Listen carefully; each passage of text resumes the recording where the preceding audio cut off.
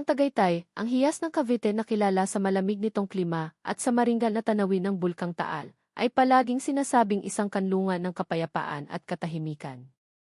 Ngunit isang umaga noong taong 2025, ang solem na katahimikang iyon ay biglang winasak ng isang karumal-dumal na krimen na yumanig hindi lamang sa buong komunidad, kundi sa buong sistema ng edukasyon at opinyon ng publiko sa Pilipinas. Sa likod ng mararangyang tarangkahan ng Maharlika International Academy, o DIME, isang institusyong itinuturing na simbolo ng tagumpay at katalinuhan para sa mga anak ng mga elitista, isang madugong trahedya ang tahimik na naganap. Ang biktima ay isang batang guro, isang babaeng may napakagandang kinabukasan na walang awang pinatay. Sino ang salarin?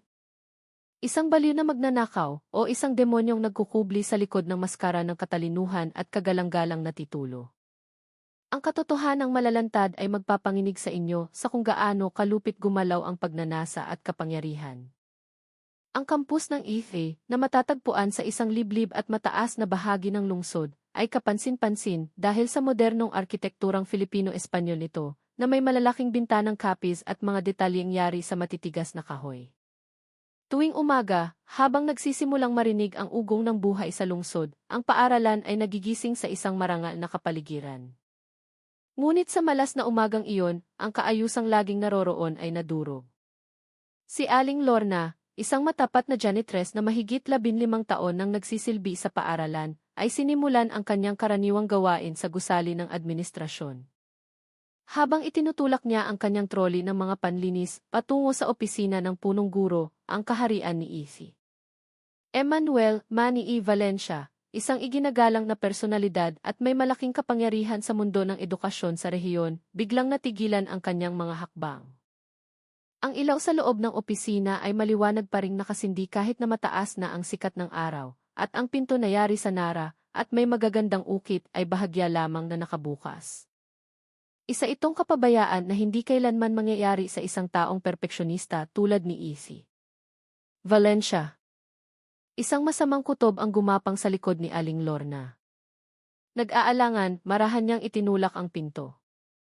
Ang maluwag at marangyang silid na napapalibutan ng mga antigong tapayan at mamahaling mga obra mula sa mga tanyag na pintor ay naroon pa rin.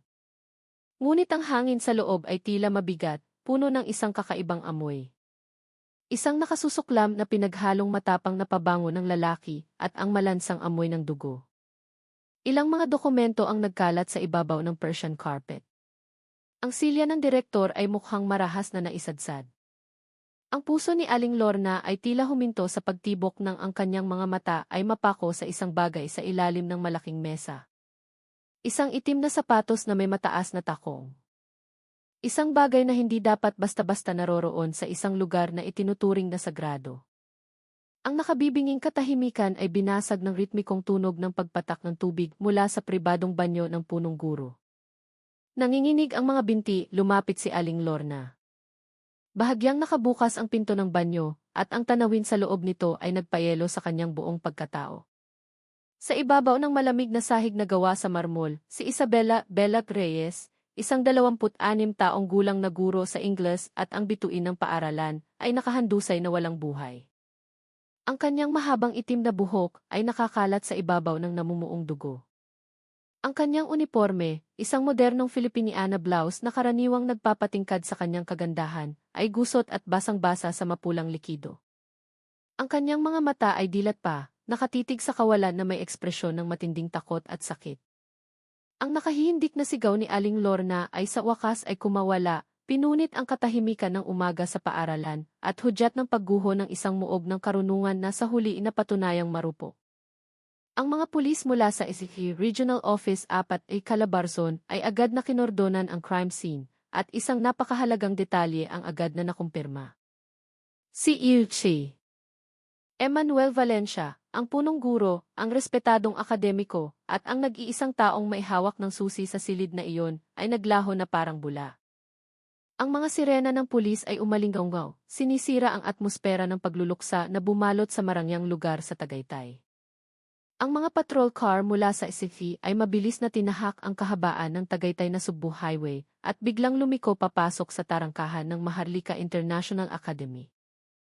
Si Police Colonel Antonio Tony Morales, ang hepe ng Criminal Investigation and Detection Group o CID, ay bumaba mula sa kanyang sasakyan na may seryosong mukha. Siya ay isang lalaking nasa katanghalian ng kanyang buhay, may matalas na tingin at kilala sa pagbuwag ng maraming malalaking sindikato sa buong rehiyon. Ngunit nang pumasok siya sa opisina ng punong guro, kahit ang isang bihasang opisyal na tulad niya ay napakunot noo sa kalupitang nasaksihan. Ang bawat sulok ng marangyang silid ay masusing sinuri ng Scene of the Crime Operatives o SOCO. Kinolekta nila ang bawat hibla ng buhok na naiwan sa karpet, kinuha ang mga malabong fingerprint sa tansong hawakan ng pinto. Ang hangin ay naging siksik sa amoy ng antiseptiko at takot. Ang pagkakakilanlan ng biktima ay opisyal na nakumpirma, si Isabela Reyes, ang mahusay na guro sa Ingles. Ang balita ay kumalat na parang apoy, tinutupok ang isipan ng mga guro at mag-aaral. Sa kanilang paningin, si Bella ay ang perpektong ehemplo, matalino, dedikado, at laging eleganteng tingnan sa kanyang mga modernong kasuotan sa tuwing may opisyal na okasyon. Walang sinuman ang makapaniwala na hahantong siya sa isang napakalagim na wakas sa lugar na itinuturing nilang katedral ng kaalaman. Agad na itinutok ni Colonel Morales ang investigasyon sa mga personal na relasyon ng biktima. Ang pinakabagong iPhone ni Bella ay nawawala, isang malinaw na palatandaan na nais ng salarin na burahin ang lahat ng bakas ng komunikasyon. Ngunit hindi niya mabubura ang lahat. Sa mesa ni Bella sa faculty room, sa gitna ng mga tambak ng exam papers na hindi pa namarkahan, natagpuan ng mga investigador ang isang leather-bound na planner. Sa pahina para sa petsa ng nakaraang araw, isang sulat kamay na nakabilog sa pulang tinta ang kapansin-pansin. 4 oras SE, meeting with EC. Valencia sa office. Ang maikling tala na ito ang nagtakda ng oras ng krimen, na nagpapatunay na si Bella ay pumasok sa lungga ng tigre bago siya namatay. Ang pinakamahalagang ebidensya na pumunit sa maskara ng pagkukunwari ng salarin ay nagmula sa testimonya ni Katrina, Kat David, kasamahan at matalik na kaibigan ng biktima. Nakaupo sa isang pansamantalang interogasyon room, umiyak si Kat hanggang sa halos hindi na siya makapagsalita, habang ang nanginginig niyang mga kamay ay mahigpit na hawak ang isang panyo. Nitong mga huling araw, sobrang stressed si Bella, humihikbing sabi ni Kat, habang sinisira ng kanyang mga luha ang kanyang makeup. Si Yuchi Valencia. Hindi siya tulad ng nakikita ng mga tao sa labas. Binibigyan niya si Bella ng special attention na hindi nararapat. Palagi niya itong pinapatawag sa opisina niya sa mga dahilan na gawa-gawa lang. Binibigyan niya ng mamahaling regalo na palagi namang tinatanggihan ni Bella. Sabi niya, matutulungan daw niyang maging department head si Bella, kahit na vice principal pa. Basta. Natigilan si Kat, sinusubukang huminga para masabi ang pinakanakakatakot na bahagi. Kahapon ng hapon, bago siya umakyat sa opisina ni Sir, nag-message siya sa akin sa WhatsApp. Yun na ang huli niyang mensahe. Kinuha ni Colonel Morales ang telepono ni Kat. Sa screen, nakita ang mensaheng ipinadala noong 3 oras 55 minuto. Kailangan kong kausapin si Valencia ngayon. Pinipilit niya eh. Dasal mo ko ha. Medyo takot ako. Kung wala pa akong text after an hour, tawagan mo ko please. Isang nakabibinging katahimikan ang bumalot sa buong team. Ang mensaheng ito, kasama ng tala sa planner, ay naging isang matibay na ebidensya.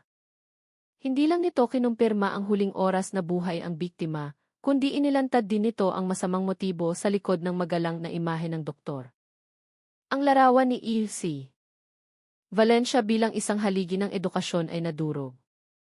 Hindi lang siya ang huling taong nakasama ng biktima, siya rin ang bangungot na kinatakutan nito hanggang sa kanyang huling hininga. Mag-issue ng nationwide bolo. I-alert ang Coast Guard at ang airport security sa Dinay. Utos ni Colonel Morales, ang kanyang boses ay matigas at malinaw sa radyo. Ang suspect ay si E.C. Emmanuel Valencia. Siya ay lubhang mapanganib at may sapat na pera para makipagtaguan sa hustisya. Ang pagtugi sa demonyong nagtatago sa likod ng marangyang kasuotan ay opisyal nang nagsimula. Ngunit si Valencia ay hindi isang baguhan. Siya ay matalino, maalam sa batas, at may sapat na yaman para paglaruan ang mga otoridad. Ang paghahanap kay E.C. Emmanuel Valencia ay naging top priority para sa buong kapulisan ng Calabarzon. Alam ni Colonel Morales na kaharap niya ang isang kalaban na matalino, may mataas na katayuan sa lipunan, at higit sa lahat, may masusing paghahanda. Hindi tumakas si Valencia dahil sa biglaang pagpanik, pinlano niya ang kanyang pagtakas.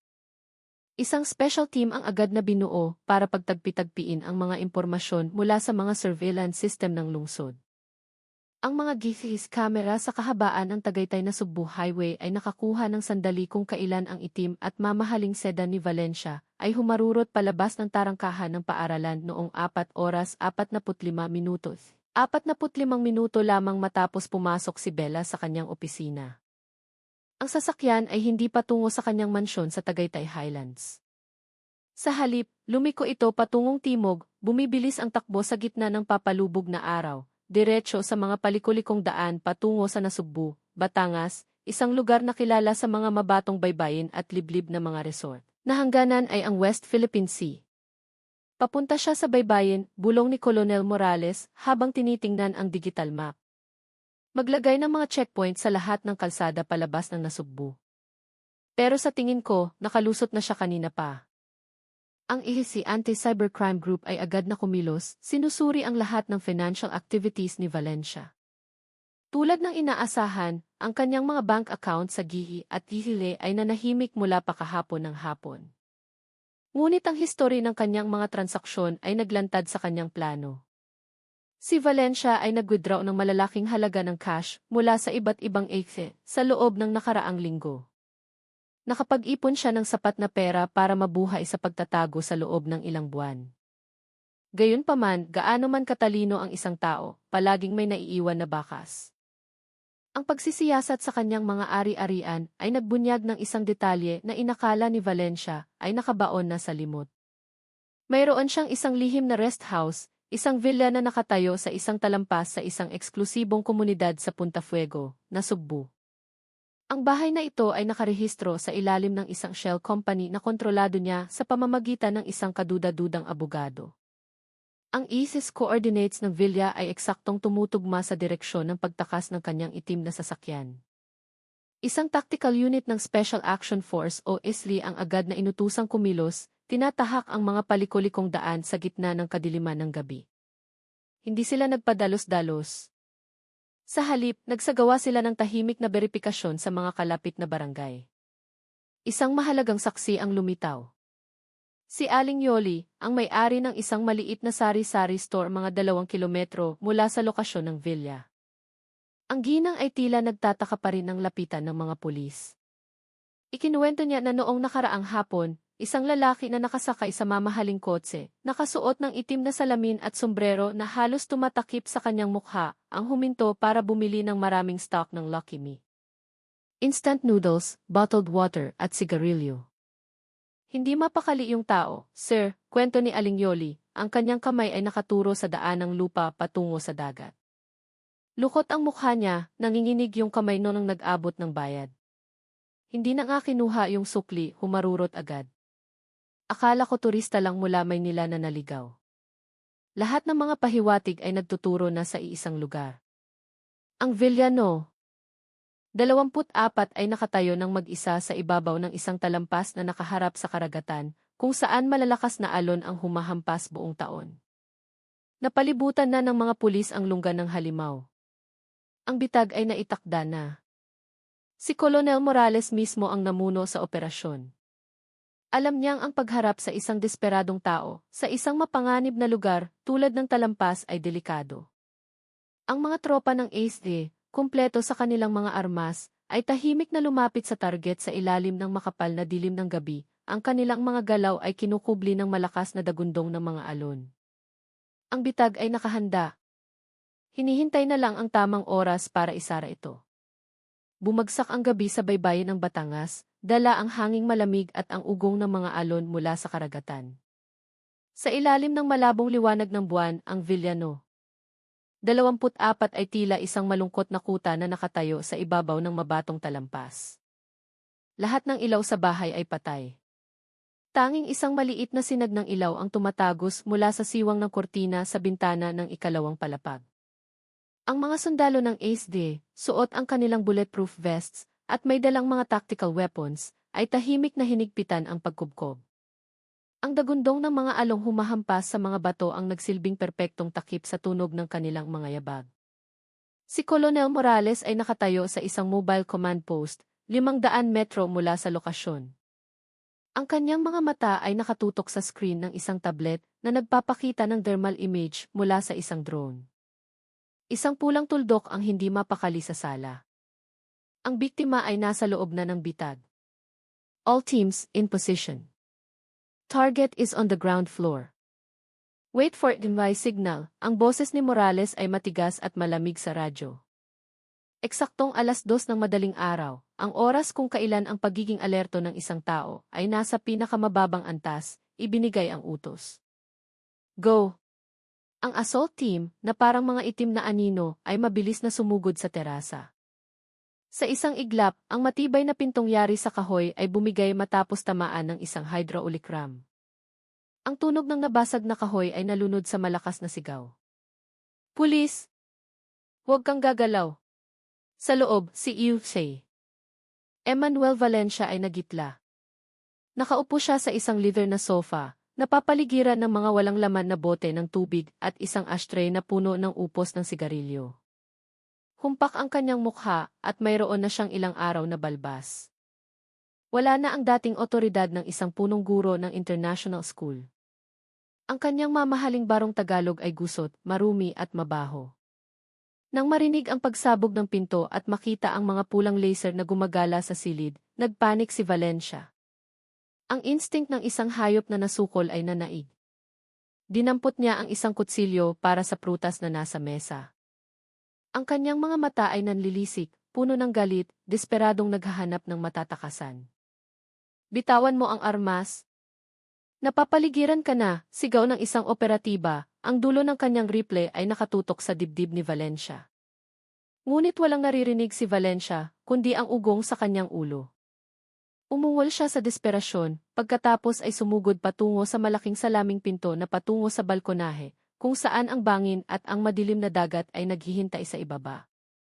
Mas pipiliin pa niyang mamatay kaysa harapin ang kahihiyan sa korte. Ngunit huli na siya. Isang mabilis na pulis ang sumugod at tinakli siya, pinabagsak si Valencia sa malamig na sahig. Ang kutsilyo ay tumalsik, lumikha ng isang matinis na tunog. Bitawan niyo ako. Alam niyo ba kung sino ako? Walang saysay na sigaw ni Valencia. Ang kanyang boses ay paos at puno ng kabaliwan. Alam na alam namin kung sino ka, Emmanuel Valencia. Ikaw ang suspect sa pagpatay. Isang malamig na pares ng posas ang kumapit sa kanyang mga pulso, winakasan ang kalayaan ng mamamatay tao. Ang doktor, ang edukador, ang respetadong personalidad na dating hinahangaan, ay ngayon nakadapa sa sahig, pinipigilan ng isang combat boot. Ang kanyang mukha ay nakadikit sa sahig, nangingiwi sa sakit at kahihiyan.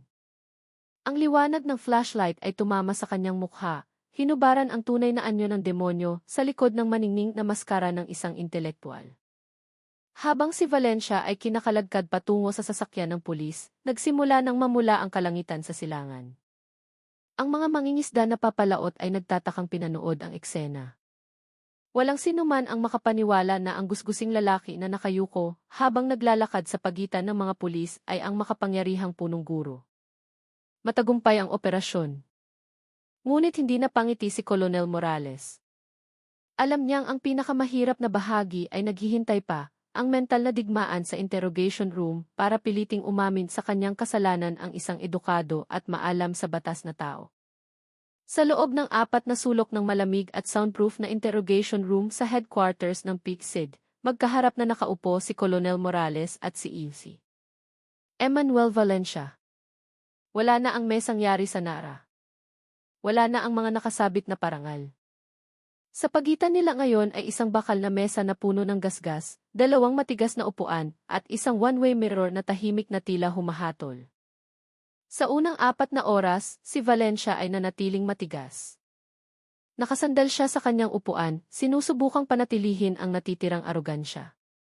Mas madalas siyang tahimik o sumasagot ng pabalang, Paulit-ulit na hinihiling ang presensya ng kanyang abogado at nagbabantang idedemanda ang mga pulis para sa iligal na pag-aresto.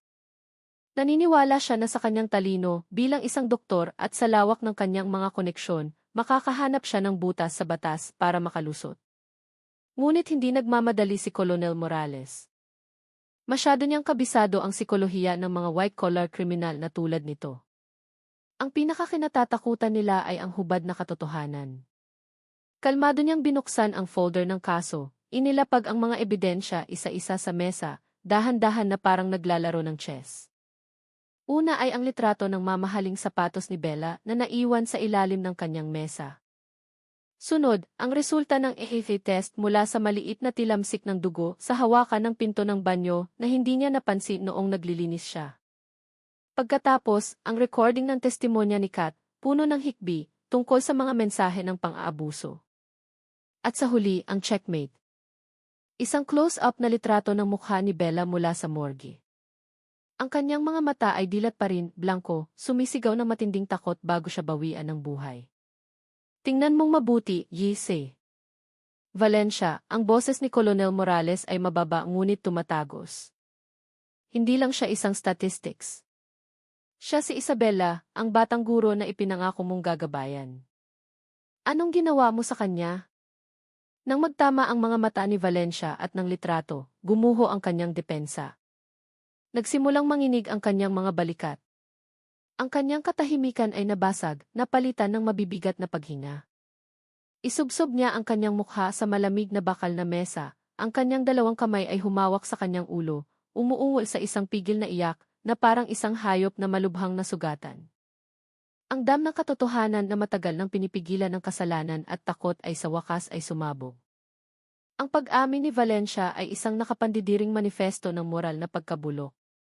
Siya, isang edukador na laging nangangaral tungkol sa mabuting asal, ay tinitingnan pala ang mga babae bilang mga koleksyon para bigyang kasiyahan ang kanyang ego. Para sa kanya, ang tagumpay ay hindi lang pera o katanyagan, kundi kapangyarihan at pag-aari. Si Bella, sa kanyang ganda, talino at dignidad, ang naging tropeo na pinakainaasam niya. Akala ko, sabi niya sa gitna ng kanyang pag-iyak, habang binabasa ng luha at sipon ang kanyang mukha, na walang sinumang makakatanggi sa akin. Ako ang punong guro. May posisyon ako. Kaya kong ibigay ang lahat, pera, promosyon, scholarship sa ibang bansa. Pero si Bella, tumanggi siya. Tinanggihan niya ang mga mamahaling regalo, ang mga kahina-hinalang alok, at nanatiling may distansya sa isang magalang ngunit matatag na paraan. Para sa isang taong may sakit sa pag-iisip tulad ni Valencia, ang pagtanggi ay isang hindi matatanggap na insulto. Noong hapong iyon, ipinatawag niya si Bella sa kanyang opisina, nilock ang pinto, at ipinakita ang kanyang tunay na anyo. Kinorner niya si Bella, sinabihan ng mga masasamang salita. Ngunit si Bella ay lumaban. Itinulak niya si Valencia, sumigaw, hayop ka. Isusumbong kita sa board ng eskwelahan. Sasabihin ko sa buong Tagaytay kung sino ka talaga. Ang banta na iyon ang naging hatol ng kamatayan para sa kanya. Ang takot na masira ang kanyang pangalan, na mawala ang kanyang reputasyon, ay tinalo ang kanyang katinuan. Sa isang iglap ng kabaliwan, dinampot niya ang isang mabigat na paperweight na gawa sa Nara mula sa kanyang mesa, ang kanyang paboritong anting-anting, at paulit-ulit na ipinalo sa ulo ng batang guro. Matapos pumatay, nang makita niyang nakahandusay sa Isabela, hindi siya nagsisi, kundi nagpanik para sa kanyang sarili. Kinalagkad niya ang bangkay sa banyo, binuksan ang gripo para hugasan ang dugo, nagspray ng matapang na pabango para takpan ang amoy ng kamatayan. Itinapon niya ang bag at cellphone ng biktima sa isang basurahan sa kanyang ruta ng pagtakas. Akala niya, perpekto ang kanyang plano. Ngunit hindi nagkakamali ang kasabihan, gaano man itago ang isang bangkay, aalingasaw pa rin ang baho nito. Ang pag-amin ni Valencia ay hindi lamang nagsara sa kaso ni Bella, kundi nagbukas din ng isang mas madilim na Pandora's box. Dahil sa kanyang pag-amin, hindi bababa sa 3 iba pang guro at dating staff ng EFE ang naglakas loob na mag-report na sila rin ay naging biktima ng kanyang pang-aabuso noon. Nanahimik sila dahil sa takot sa impluwensya ni Valencia. Ngunit ang pagkamatay ni Bella ang gumising sa kanilang tapang. Si Ilchi. Emmanuel Valencia, ang taong dating itinuturing na isang haligi ng karunungan, ay isa na lamang kahabag-habag na bilanggo, naghihintay sa pinakamabigat na parusa mula sa batas at sa galit ng buong bansa. 6 na buwan matapos ang trahedya, idinaos ng Regional Trial Court ng Tagaytay ang pagbasa ng hatol. Ito ay itinuring na isang high-profile case na umani ng atensyon ng buong Pilipinas. Mula sa mga nagtitinda sa palengke hanggang sa mga intelektual, lahat ay nakatutok. Si Emmanuel Valencia, na nakatayo sa silya ng akusado, ay naging simbolo ng pagguho ng isang idolo.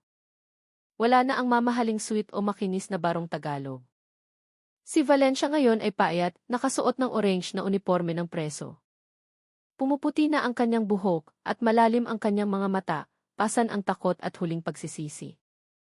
Sa kanyang argumento, mariing sinampahan ng piskal si Valencia ng mga kasong premeditated murder sa ilalim ng Article 248 ng Revised Penal Code, rape, at obstruction of justice.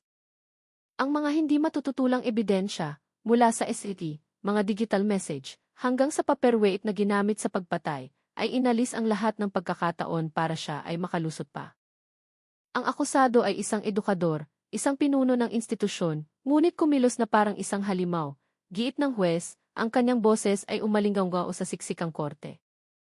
Ang ginawa ng akusado ay hindi lang kumitil sa buhay ng isang batang guro, kundi dinungisan din nito ang dangal ng propesyon ng pagtuturo at inapakan ang tiwala ng publiko. Nang ihampas ng huwes ang kanyang martilyo para basahin ang hatol, lahat ay napigil ng hininga. Guilty. Hinahatulan ng reclusion perpetua o habambuhay na pagkabilanggo na walang posibilidad ng parol. Ang korte ay napuno ng palakpakan at mga hikbi mula sa pamilya ng biktima. Si Valencia ay napaluhod. Tinakpan niya ang kanyang mukha at ang kanyang katawan ay nanginginig. Ang kanyang mga luha ay hindi na kayang hugasan ang dugo sa kanyang mga kamay at hindi na rin maibabalik si Bella. Ang hustisya ay naibigay, ngunit napakamahal ng naging kabayaran. Ang kaso ay isinara, ngunit ang alinggaw nito ay nanatili sa Maharlika International Academy. Napilitan ng paaralan na baguhin ang buong pamunuan at mga protokol nito. Isang scholarship foundation na ipinangalan kay Isabela Reyes ang itinatag para tulungan ang mga mahihirap na estudyante ng edukasyon bilang paraan upang manatiling buhay ang kanyang alaala. Mga puting bulaklak ng sampagita ang madalas pa ring inilalagay sa harap ng dati niyang silid-aralan, isang paalala sa isang bulaklak na nalanta dahil sa kasamaan. Mga kababayan, ang katotohanan ay laging may katapat na kabayaran. Ang pananahimik, minsan, ang pinakamalaking kakampi ng kasamaan. Si Bella ay pumanaw, ngunit ang kanyang katapangan na lumaban sa mga huling sandali ng kanyang buhay ang pumunit sa tabing ng kasinungalingan. Laging maging mapagmatsyag at maging matapang na protektahan ang inyong sarili, dahil ang kasamaan ay maaaring magtago sa likod ng pinakamakikinang at kagalang-galang na maskara. Huwag hayaan ang sinuman, gaano man kalakas ang kanilang